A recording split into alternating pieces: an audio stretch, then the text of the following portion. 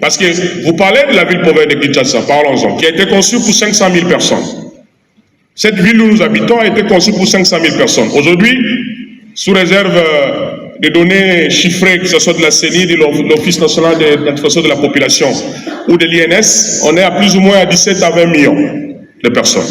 Mais avec les mêmes routes, d'où ce qu'on constate comme phénomène d'embouteillage, tout ce que nous avons ici, parce que nous vivons tous dans cette ville-là. Et donc, Kinshasa est occupé seulement à 30%. 70% de Kinshasa est inoccupé.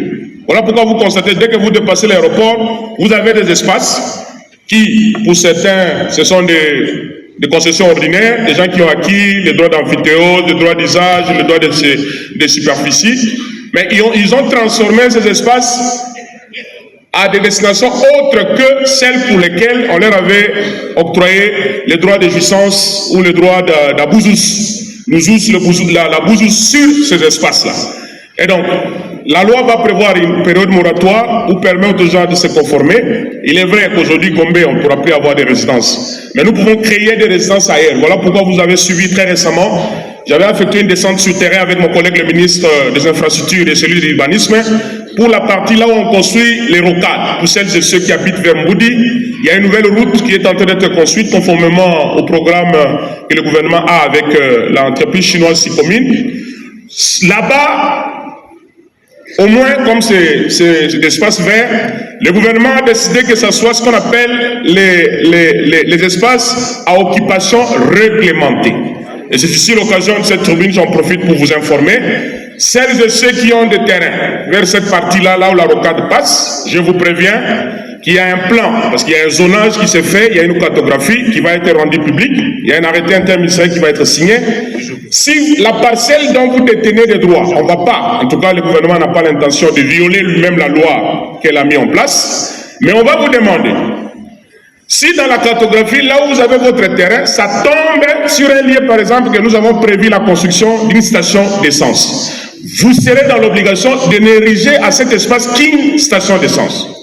Si dans cet espace, c'était prévu un aire de repos, alors vous devez aménager ça pour que ça soit un aire de repos. Je vous préviens déjà, si vous n'avez pas de moyens, l'État va exproprier, parce qu'il y a la loi pour l'expropriation pour cause d'utilité publique. Et donc, la matérialisation du concept de l'aménagement du territoire, ça va commencer par les rocades. Mais les autres espaces, il y a toute une étude qui est déjà en cours pour intégrer les contraintes sociales. Mais soyez rassurés, Maître Oscar, que vous ne recevrez pas de consultations de personnes que nous allons violer les droits. Nous veillerons à ce que les droits des uns et des autres soient préservés parce que la Constitution les dit. Rapidement pour la question de... J'essaie de répondre aux questions qui m'ont été posées, mais d'abord en reprenant trois choses. Premièrement, parce que les gens sont référés au droit constitutionnel, je répète ce que j'ai toujours dit. Tout le monde n'est pas constitutionnaliste. Et tout juriste n'est pas constitutionnaliste. Donc, qu'on se mette d'accord. On ne fait pas du droit constitutionnel de TikTok ou des réseaux sociaux. Donc, on doit être précis là-dessus. Et je dis également une chose. Le français facile. Il y a des comparatifs quand on étudie le français pour nous autres qui étions au séminaire. Quand j'ai dit que cette constitution, j'ai vu beaucoup d'images circuler. Le pauvre Mbata. Et merci de m'avoir donné cette occasion-là. Cette constitution que je tiens dans ma main est au jour d'aujourd'hui la meilleure depuis l'indépendance. Où est la contradiction du pauvre Mbata? Comparée à la loi fondamentale, elle est meilleure. Comparée à la constitution de 64, elle est meilleure. 67, elle est meilleure. Je ne peux pas voir comment les intellectuels peuvent s'acharner par les images des réseaux sociaux. Voilà le pauvre Mbata. Non, je n'ai pas dit qu'elle est intouchable. Je n'ai jamais dit ça. Et il n'y a aucune contradiction de professeurs des universités. J'en m'en vais maintenant aux questions. Parce que ça, c'est une bonne occasion que vous m'avez donnée. Crispin Ngandou, meilleur que celle de 60. Voilà, j'avance. Monsieur Crispin Ngandou me pose la question sur le pouvoir judiciaire qui est indépendant. Le ministère public a été exclu du pouvoir judiciaire. Et où est-ce que vous mettez maintenant le parquet? Et pourquoi les magistrats, vous voulez vous initier dans les attributions des magistrats? Une chose d'abord, la théorie de séparation du pouvoir que vous avez appelée de John Locke, que vous avez appelée de Montesquieu, elle a beaucoup évolué. Et d'abord, c'est un droit constitutionnel américain, avec ce problème de checks and balances, qui vous dit clairement que la séparation des pouvoirs n'est jamais absolue. Donc on ne devrait pas, en ce temps, s'en tenir aux idées traditionnelles de Montesquieu qui sont dépassées en droit constitutionnel. Ça, c'est une précision claire. Où est-ce que vous mettrez les nouveaux corps qui sont nés, comme la CENI, comme le CESAC? Mais il y a des développements. La théorie que vous aviez apprise quand vous étiez étudiant est en train d'être remaniée. Elle n'est pas absolue. Donc ici, je reprends le pouvoir, le ministère public a été effectivement exclu du pouvoir judiciaire. Il n'est pas indépendant. L'indépendance ici, même relative, elle ne s'applique qu'aux magistrats du siège. Et le ministre de la Justice a le pouvoir d'injonction sur les magistrats du parquet, pas sur les juges. Et le statut, c'est depuis toujours, ça n'a pas changé. Est-ce que vous avez changé ce texte-là?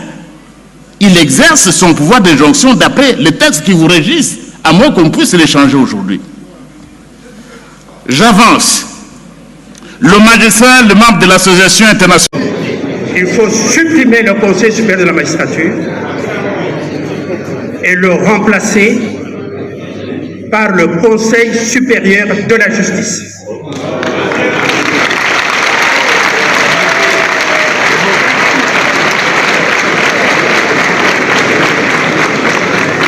Monsieur le ministre d'État, vous avez raison. Monsieur Ifasso, vous l'avez dit, vous avez également raison. La justice, ce n'est pas la magistrature.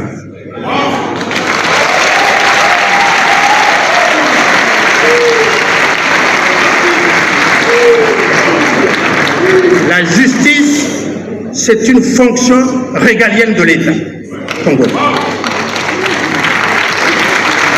Ce n'est pas une fonction de ces fonctionnaires qu'on appelle magistrats et qui sont des gens respectables et que je respecte personnellement. L'État a organisé les États généraux de la justice et non pas les États généraux de la magistrature.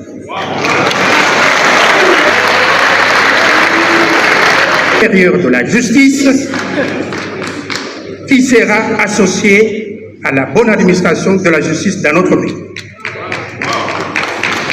Le Conseil supérieur de la justice va reprendre et élargir les compétences actuelles du Conseil supérieur de la magistrature.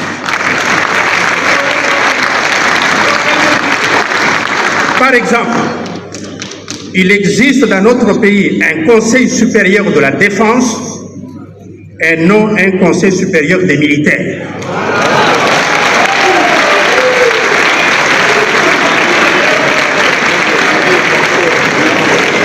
Qui traite des questions liées à la défense du pays qui est une fonction régalienne de l'État.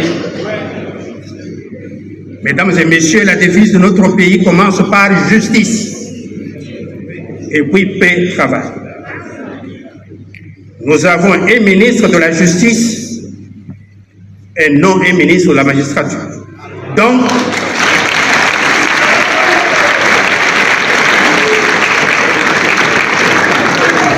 nous avons des palais de justice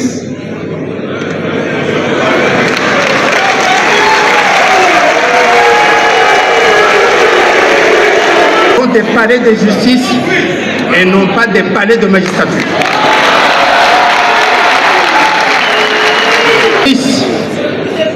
Dans son triple sens de vertu, la justice fait partie des 4 vertus cardinales,